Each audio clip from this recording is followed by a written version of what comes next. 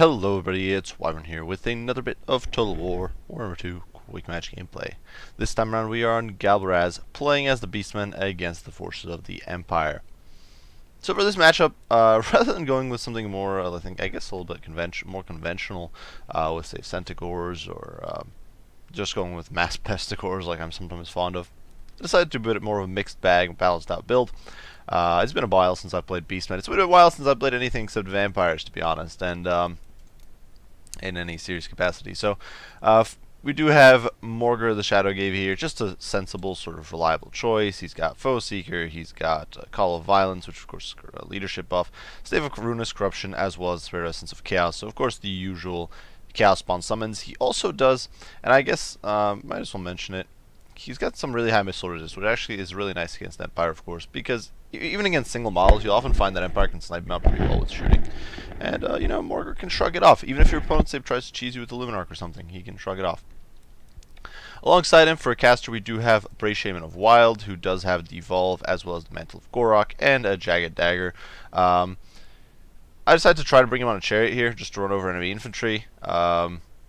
Makes him a little easier to snipe, but I figured, you know, I'll be able to suppress enemies shooting hopefully pretty reliably, and yeah, hopefully be able to defend him.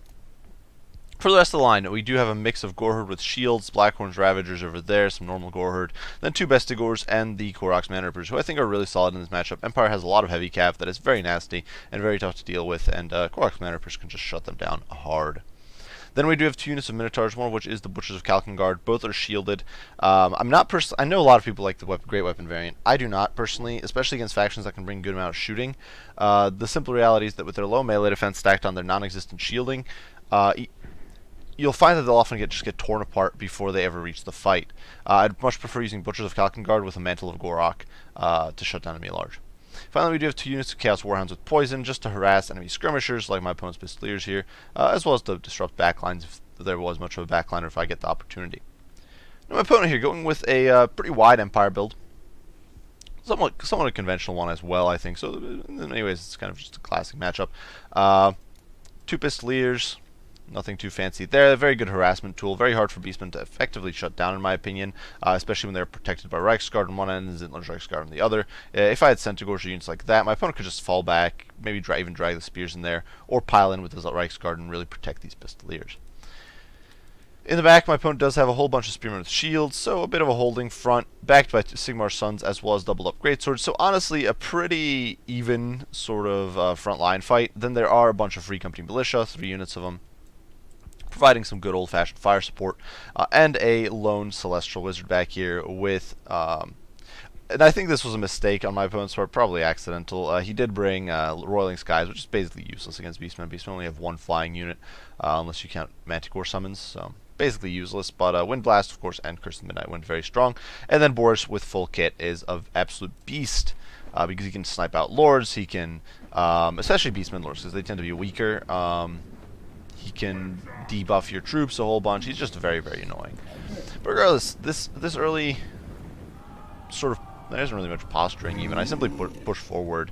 I don't want to let the Minotaurs overextend. Even with their shields, I'd rather not see them get shot to death by Free Company Militia before the main line meets. Now my opponent here is flanking around with Pistoliers, getting some good value in against the Gorherd, but I was trying to kind of poke away at him with the Hounds, trying to zone him out. I don't really care if I lose the Hounds in exchange for all these guys' ammo. It's okay by me.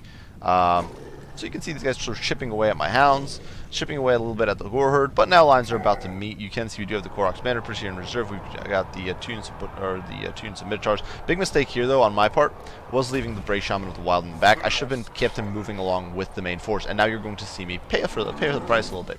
Boris, of course, my opponent very astutely notices this opening, dives in with Boris, and immediately smacks me for like 400 HP there. Another 400 HP hit almost immediately. I don't know if this is... And then another one before I managed to get clear. Now, I do get a nice Mantle of Gorok here on the Butchers of Kalkengard. One of the things I'm not entirely sure about, and you can see we immediately start taking Boris to shreds, but of course Boris does have regen. But one of the things I'm not entirely sure about is if Flying Lords get like a sort of double tap attack, it almost seems like, where they get an immediate hit on the charge and then they get a second attack right after. It's not the first time I've seen this, but regardless, my opponent here completely dumpsters my Shaman in the space of a few seconds, but then finds himself getting torn apart by the very heavily buffed Butchers and is forced to flee. But unfortunately, I don't have any Hounds or Centaurs. Bit of a mistake with this build is not bring any cav, and so he's able to extricate himself. Over here, the Zenith Rex Guard are trying to get a nice meaty rear charge. Here you can see a Devolve going down, melting down these great swords, melting down these spears over there. And this core unit of spears there. I probably should have waited like a split second. I could have gotten the Zenith Rex Guard in there too, but oh well, it is what it is. Over here though, Curse of the Midnight Wind is very much swinging the tide in my opponent's favor. As I've discussed in some of my prior videos, great swords are actually a very even match for Bestigors in a straight up fight. The two units are the only real benefit the Bestigors have, and it's a pretty huge benefit, but the only real benefit they've got is their mobility. And in a sort of crunch grind like this one, the Bestigors are actually probably in a disadvantage, especially with the Curse of the Midnight Wind going down and making them much, much weaker. That said, we do have the Koroks Man Rippers who are able to swing in and start helping out. Here in the pits, the Black Orange Ravagers will eventually hopefully grind this one out. And you can see we do completely breach the left flank. You can see all these troops in full route, and now we are running these great swords over. We slaughtered the Zenith Reichsguard, the Butchers, as well as the normal Minotaurs, taking these guys to Pound Town. And really, really destroying them. In the meantime, though, Boris, you know, he's healing back up. He was down about 500 HP just a little while ago, and he's already coming back. You can see, I was well aware of my opponent's efforts to snipe out my Brave Shaman at this point. Definitely regretting bringing him on the chariot as well. Even though he's got 43 kills, I really wish I'd simply brought him on foot. Because it would have been much harder for my opponent to disrupt him. Regardless, my opponent here does get an interesting Wind Blast. I say interesting because I'm not sure it was worth it. Those guys do get transformed into Chaos Spawn. I think he melted his own troops more than he melted my troops. It was a bit of a messed up blob fight there. But you can see we are going to swing the chariot over there. Boris takes another bit of a beat down, but once again, he's able to extricate himself and heal. And this was a bit of a mistake. I should have brought a unit of Centaurs probably instead of the second Minotaurs with shields, and that would have put me in a better position here. But nonetheless, it's all okay. It's all good. Because I could have probably sniped out Boris at this point, but you know, it doesn't really matter. It's fine. In the meantime, though, once again, bit of a mistake. I sent the Chaos Spawn on the Free Company Militia, and you can see we zoned them out very effectively, getting them away from the main fight. But I just sent the Butchers over here, and my Shaman isn't supported, and he's alone, and he's sad, and down comes Boris, and Shaman is going dead, and goodbye, Brave Shaman. Right before he goes down, though, we do get one final devolve, one final spiteful devolve, melting down these Reichsguard, melting down some of these great swords and these spears, which I definitely needed a lot. You can see over here the Sigmar Stones are not going to be long for this world as they're getting beaten down by the Koroks Man Rippers, who are still a very solid melee unit against infantry. They're not specialized in the way... not specialized in the way normal, or I wouldn't say specialized, I guess, but they're not sort of generalist in the same, quite the same way as Bestigors are, but you know, they're still very competitive. They still got 44 melee defense, which is monstrous. They're the only Beastmen unit with, or one of the only Beastmen units with a good melee defense. In the meantime, though, here in the pits, you can see the Sigmar Stones getting overrun. A single unit of Great Swords is really my opponent's only anchoring melee unit. His Reichsguard, though, you know, doing some valuable work, chasing my Warhounds here. But what I'm trying to do here is I'm using these Goreherd to hopefully try to pursue these Free Company, trying to chase them off, getting overextended a little bit, getting kind of outrunning my lines. You can see the Free Company getting shredded here, but my opponent here once again, very wisely going for the Lord Snipes. Boris has finally hit his healing cap, which is nice for me, but you can see that Rain of Fire coming in. We are able to force Boris out, but now Morgur is very low on HP. A bit of a mistake here on my opponent's part, shooting him with the Pistoliers. Morgur only has 15 armor, but he's got like 75% missile resist. Yeah, 75% missile resist, 25% magic resist. Honestly, if you try to snipe him with, say, a Luminarch, he basically shrugs it literally all of the damage off, for example, even despite his fire weakness. So, my opponent here, the Great Swords do route, and he's trying to snipe out Morgur very, very aggressively. And there's not much I can do about it. I've got no defensive buffs. My units can't really force Boris away, and now you can see Morgur is actually going to break and route, so bit of a problem for me. Unfortunately for my opponent, though, he did commit all of his cav here, and his pistols are out of ammo, so things are starting to look a little grim. Over here, the Free Company is still fleeing for dear life. You can see they've actually managed to keep this chase going on for a very long time. I don't know entirely why the Goreherd, who are significantly faster, are not able to catch them, but it is what it is. Regardless, Morgur did route here, and you can see that seems to be more friendly. I guess they were shooting in the back of those Minotaurs, but regardless, these poor Reichsguard are having a terrible time of it. They're getting completely torn apart. What I should have done here is escorted Morgur. Morgur's only got 39 speed. Bestigors have 39 on... Oh, the Koroks Man Rippers, I think, might actually be... Are they slower than... Oh, it's probably a debuff coming down from Boris. Boris has an AoE debuff that drops speed by 5. But what I made a mistake here is I let Morgur run away. And what I should have done, and it was obvious he was going to have to run away. But what I should have done is sent my units after him and kept him with him. And I would have been able to protect him. But instead, I let Morgur keep running. My opponent sets a Celestial Wizard on him, sets Boris on him, and is trying to kill him off, which is not a bad idea. The Pistoliers do get thrown into the mix here, and they're going to get slaughtered horribly. The balance of power, you know, is slightly in my favor at this point. As you can see, there's still 6 minutes on the field, on the board. Neither I nor my opponent were looking to throw this one just yet. And it definitely still there's some potential for a comeback from my opponent. Still very much potential for a disastrous terror route for me, because you can see Borger is just so very beat up. I've got a lot of clobbered units, especially the Minotaurs and the normal Bestigors here. And my opponent still has a fairly healthy Boris. I've got no caster. He does have a Celestial Wizard. He's got Pistoliers here. You can see at this point, at this stage of the game, we're basically doing a bit of a reset. My opponent here chases down and kills Morger, which we're going to fast forward through here. You can see that ugly piece of garbage over here. I don't like Morgan. Even as a Beastman player, he's such an ugly mug. Just look at him, finally going down, lying there, just dead. Good. Can't like Morgan. He's just so ugly. But either way, we are chasing off. My opponent's troops here, full route in a lot of areas. My troops in full route. You can see all these shatters. I was trying to secure shatters. We do chase this free company to the very edge, but they actually rally. So I'm going to dispatch the butchers to chase them off for good. And my opponent, we're kind of launching a reset here. And I even told my opponent that I'll come to... because I was a little worried my opponent would be figuring I'm like going to corner camp or something. I told him I'm just going to wait on my Vigour. So what you see here is going to be a bit of a reset. You can see the Reichsguard there wisely mopping up the Bestigors. Morger's gone. My opponent's chasing off a unit of Gorherd over here, who, you know, all of these units, they're still valuable in this late game situation. All these units can still be very valuable. They're not just useless. So I set up a bit of a box formation here, figuring that no matter where my opponent commits, if he commits into the center, with because the main threat here is Boris, and I don't want Boris getting meaty rear charges into my army. So figuring that no matter where he commits on this box, we'll be able to get him. So here we're basically just sitting waiting for Vigour. Vigour has a huge impact on the unit stats.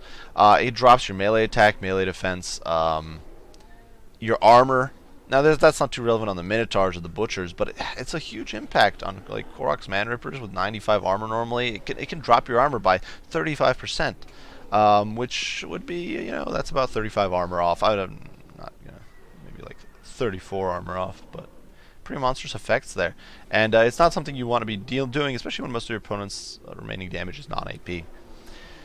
So we are just sitting here, we're working up our Vigour, and we're going to fast forward through this.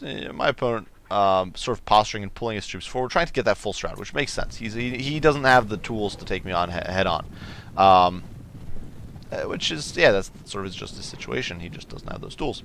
But I do decide I'm not going to wait to get all these guys back up to active, so we're just going to walk. You can see these slow walking Minotaurs striding with purpose. Just look at these guys, covered in blood and guts from head to toe. I'm already up to 90 kills on the Butchers, almost 94 on those guys. And when I decided I need to get the free company out the field. They've still got 51 models. They've got potential to do a lot of damage. So I dispatched them, and I was kind of hoping to bait my opponent down here. I know the Butchers of Kalkengard, with their healing, or with their regen, and with their very high melee defense, are not likely to get isolated and slaughtered. They've still got very high leadership because they're full HP, despite the loss of good old Morger. So I figured if I can bait my opponent here, I'll be in a good spot. But instead, my opponent, and this is quite frankly the better choice, dives into the Bestigors, dives into this back pocket, knowing that he can potentially break them because there are more units here with very bad leadership. So he dives in, he starts mauling these poor Bestigors. The Bestigors, of course, lose their leadership almost immediately, and they rout. Pistoliers coming in the flank, but the problem is that my opponent doesn't really have the stink power. Now Boris is in here, he's using his Pistoliers to try to get some damage in, but every charge, Pistoliers are just a terrible melee unit. I continue to say, advocate for them getting a better buff to their melee stats, but or their melee charge at least. But regardless, you can see they get completely dumpstered here. Well, over here, the Butchers of Kalkengard, you know, we chase off the free company, we get them to fear. We get him to rout. You can see my opponent actually picked off a model of the Butchers here, which is a little surprising because they didn't lose much HP overall. But we're able to chase off this free company. Here in the pits, Boris is going to get surrounded.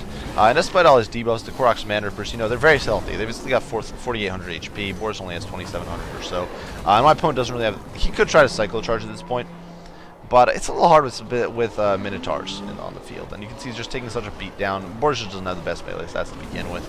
Over here, the Butchers are going to rout these spears very, very quickly. They just do so much shock damage, honestly. Minotaurs are amazing. I love Minotaurs. I do wish the normal ones were a little bit, or the normal variants were a little bit cheaper. But regardless, over here we can see the full rout going down, and my opponent's army simply shatters to army losses. So, great game to Philly Dmitry here. I had a lot of fun. I thought it was fun to play Beastmen for once, play something different than freaking vampire counts. I know I've put up some games that were not vampire counts, but honestly, recently it's been very much, very sort of vampire count gameplay. So it's been a lot of fun to just be playing other stuff. And as far as this build goes, I wouldn't say it's necessarily the most competitive. Generally, I think you want some Centaurs, just because Centaurs are so good for pursuing flyers and harassing that sort of stuff. Second mistake, Bray Shaman of the Wild on the Chariot. You don't really need Chariots against Empire, you need survivability, and honestly on foot he would have been much more survivable than he was on the Chariot. Now granted, had I brought some Centaurs to escort him, I could have, on that first charge Boris made, I could have killed him if I had Centaurs in position. So it's a bit of a toss-up, I don't know. But definitely you need better bodyguard units. Minotaurs are decent. They'll put the beat down on anybody, but I honestly kept getting him separated from the Minotaurs, so it just didn't work out.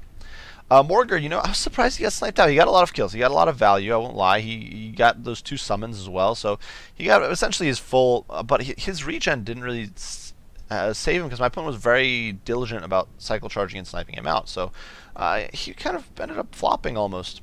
A little unfortunate. I wasn't exactly happy about that, but it is what it is. The Gores did variably. Some of them got bogged down in bad situations, I think. The Curse of the Midnight Wind that my opponent dropped was very useful at debuffing armor and debuffing their melee attack and making them less effective at killing stuff, and that's why this unit of Bestigors did so badly as well, I think. I think these were the 2 units that were on the flanks that got hit by the Curse of the Midnight Wind, so very well done to my opponent. Hounds, I kind of missed my crew. That was another bit of a mistake. They only got 9 kills between them against the Pistoliers, and I really needed them to not be focused on killing and more just focused on disrupting and chasing off. Pistoliers, got some decent value here. 25 and 52 kills against units that were largely of about the same value, so at least, maybe more. So, decent performance. Butchers and the Minotaurs and this single unit of Bestigors and the Koroks Manipers really kind of hard carried that game, this quartet of units. As far as my opponent's build goes, I don't think it's necessarily a bad build. It's interesting take, trying to go with very heavy on shooting. Against Beastmen, I think it worked better against this build than it would against some other Beastmen builds, because there are some Beastmen builds that are much heavier on the rush and width, and they kind of get into your backline very quickly, get some Ungors on top of your free company, get some Gores on top of your free company, and then they're in deep trouble. One of the problems I do think, and this is something people I don't think always consider when they say go wide though against Empire, at least for a faction like Beastmen, is the fact that going wide opens you up to the possibility of getting taken apart in detail. Empire has quite a few flexible options. They've got their heavy cav, they've got their flyers, even though there's only a few, but they can get some flying support up there. And between all those units, they can really kind of nuke Beastmen leadership quickly. And send you screwing off the field, which is not necessarily what you want. You don't want your army to fall apart in piecemeal. So, for my opponent's build, also the Great Swords, they performed well. The Reichsguard and the Sindler's Reichsguard, they did rather well. Free company and spears, all things considered, Sigmar Sons, they did as well as they could be expected to do, all things considered. So regardless, a great game to my opponent here. I do hope you guys enjoyed the video. If you did, be sure to leave a like and subscribe down below. If you have any comments, any criticism, anything like that, as usual, don't hesitate to post them down, and I will do my best to respond as soon as I can. As usual, guys, I do appreciate you all for watching, and I will see you all in the next one. Bye for now.